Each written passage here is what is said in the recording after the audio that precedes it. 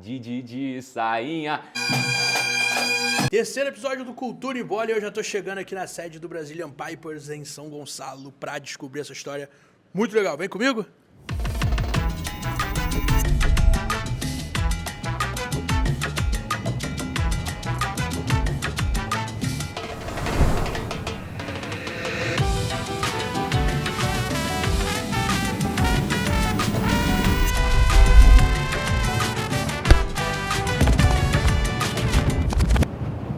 Seja bem-vindo a mais um Cultura e Bola, esse quadro maravilhoso que envolve o lado social e o lado futebolístico dos adversários da seleção brasileira na Copa do Mundo de 2026. Não repara na bagunça que hoje está tudo normal, meus amigos. O Brasil enfrenta a Escócia nessa última rodada da fase de grupos pelo Grupo C e precisa da vitória para garantir um bom caminho ao longo do mata-mata. Esse confronto não acontece, essa mistura de culturas e de futebol não acontece desde 1998, quando o Brasil venceu esse encontro lá na abertura daquele Mundial por 2-1. E o mais legal é que, se a gente for olhar também o lado social, logo no ano seguinte esses dois países voltaram a se entrelaçar aqui no Rio de Janeiro com um projeto muito legal, não é não, João Vidal? Primeiro eu quero saber como é que começou esse projeto. Eu vi que vocês estão desde 1999.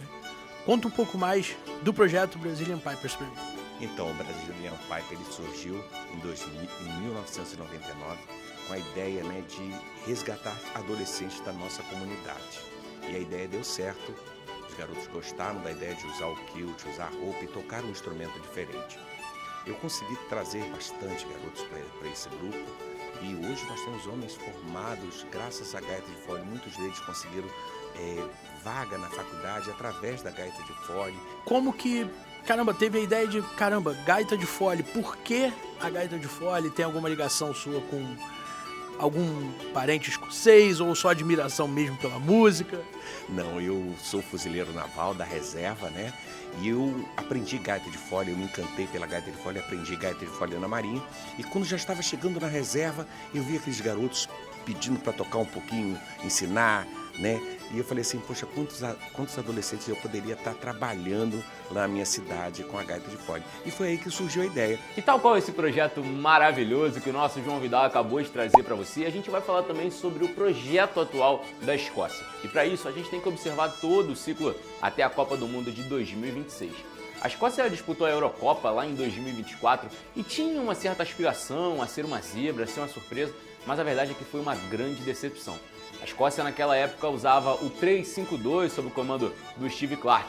Engraçado que é o mesmo esquema que usava na Copa de 98 quando perdeu para o Brasil. E logo depois de fazer uma campanha bem ruim, ainda caindo na fase de grupos, o Steve Clarke mudou um pouquinho a forma da Escócia de jogar e trouxe a Escócia para um 4-4-2 bem dinâmico, que é o que a gente tem hoje na Copa do Mundo. Mesmo que a Escócia ainda não tenha feito grandes partidas, grandes atuações, venceu o Haiti por um tímido 1-0 e depois, diante do Marrocos, não foi tão bem, a Escócia pode surpreender o Brasil em cima desse esquema. Vamos de prancheta? O esquema da seleção escocesa se transformou em um 4-4-2. O Steve Clarke abriu mão de um terceiro zagueiro no meio da linha e ganhou um meia a mais. E com isso ele acaba ganhando um pouco mais de pegada também no meio. Na zaga ele sempre optou por zagueiros altos, como o Brent Henley e como o Jack Hendry, que devem ser os titulares da posição. Quando não tem um dos dois, o Sultar também entra ali na posição e consegue manter a altura. Isso dá liberdade também para um dos principais criadores da seleção, que é o lateral esquerdo, o Robertson, poder apoiar. Quando o Robertson sobe, ele ataca geralmente o espaço que é deixado pelo camisa 10, pelo menos na teoria, que é o John McGinn. McGinn, jogador destacado aí do Aston Villa, um líder do Aston Villa campeão europeu nessa temporada. É um jogador que, apesar de atuar pelo lado esquerdo, sempre gosta de trazer para o meio, tem um chute de média distância que é muito bom. Então, naturalmente, é um cara que vai trazer para o meio e vai gerar esse espaço aqui no fundo para o Robertson poder atacar.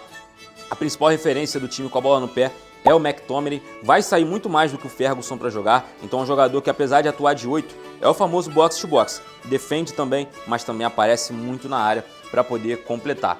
Pelo lado direito, quem ataca muito é o Gannon Doak, que é um jogador que tem um mano a mano muito forte, na verdade é o único jogador dessa seleção que tem essa característica, então naturalmente vai ter liberdade, vai jogar praticamente em cima da linha para dar amplitude, ganhar mais espaço aqui e encarar de mano a mano, principalmente a marcação do Douglas Santos.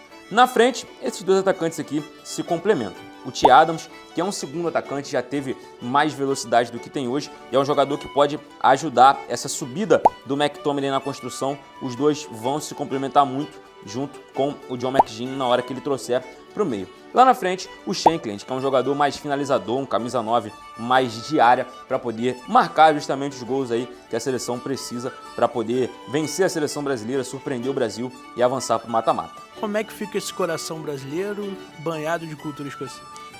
A cultura é escocesa, mas o coração é totalmente brasileiro, né? Com certeza é um Brasil.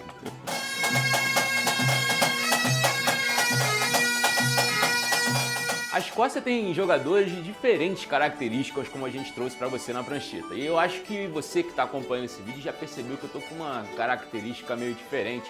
Uma pegada meio valesca popozuda, né? Mas tem uma explicação, é porque hoje o nosso João Vidal vai ficar de sainha. Agora eu sou solteiro e ninguém vai me segurar. Não é não, João Vidal? Deixa eu tirar isso aqui, pelo amor de Deus, que eu não aguento não. Fiquei sabendo que você tem alguma coisa para me perguntar. Bom, a pergunta é a seguinte: você toparia o desafio? Ih, rapaz, eu gosto de desafio. Tô com medo, mas Eu gostaria que você tocasse gaita de fole. Quer tentar? será que eu consigo? Ok, mas tem que se arrumar. Tem que vestir o kilt e o kilt é a caráter, ou seja, sem nada por debaixo. Ok? Ih, rapaz, será que eu topo esse desafio? Bora. Vamos lá então. Bora. Tô chegando aí, hein, rapaziada. Tô chegando aí, hein. Calma aí.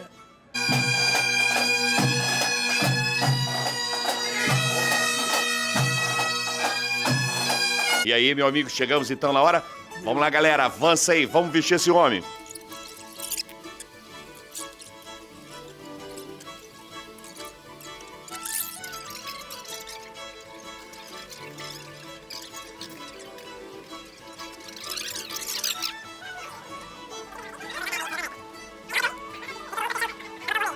Enquanto o nosso Vida Lindo termina de se arrumar, vamos falar um pouquinho também das dificuldades que os dois times, tanto o Brasil quanto a Escócia, vão encontrar nesse confronto.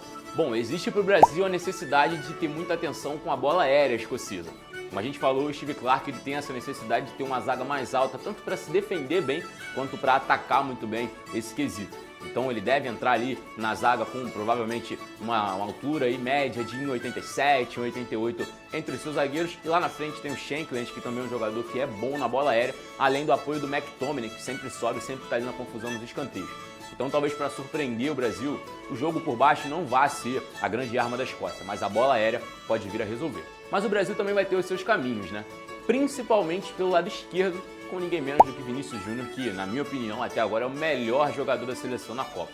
Eles têm, pelo lado direito, como a gente falou, de ataque, o Guendouzi. E ele não tem muito a característica de voltar para ajudar na marcação, como a gente viu, por exemplo, nos jogos com Marrocos e Haiti, onde os pontas da direita sempre desciam para ajudar na marcação do Vinícius. Isso vai implicar com que o Vinícius tenha muito mais situações de mano a mano com o lado direito da seleção escocesa. Caso isso não aconteça, a tendência é que os volantes escoceses desçam para fazer aquela dobra, ou McTominay, ou Ferguson, ou quem jogar por ali. E aí, naturalmente, vai sobrar um espaço a mais no meio para Bruno Guimarães e para Lucas Paquetá atacarem. Então o Brasil vai poder explorar também diversos meios de falhas aí da defesa escocesa na hora da marcação. Pelo menos é o que tem de acontecer dentro do campo. Agora parece que vai, parece que tá pronto, né, Vidal?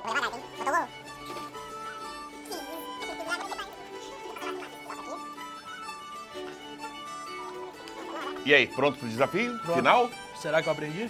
Tem que tocar a gaita de fole agora. Vou provar, quem sabe faz ao vivo. Então faz ao vivo. Então vambora. Vamos lá. Battle right, quick, more!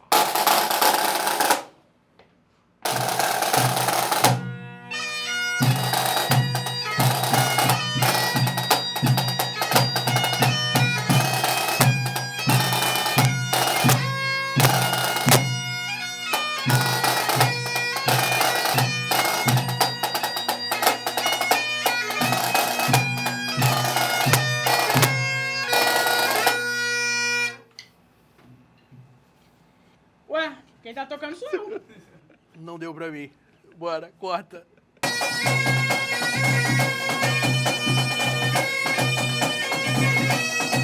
Cidade maravilhosa, coração do meu Brasil. É isso aí, meus amigos. Se até a gaita de fole tá trazendo ritmo brasileiro, por que a gente também não vai entrar? É hora de apoiar o Brasil no último jogo dessa fase de grupos. A gente vai voltar, claro, durante o mata-mata da Copa do Mundo com mais episódios do Cultura e Bola pra você. Até a próxima!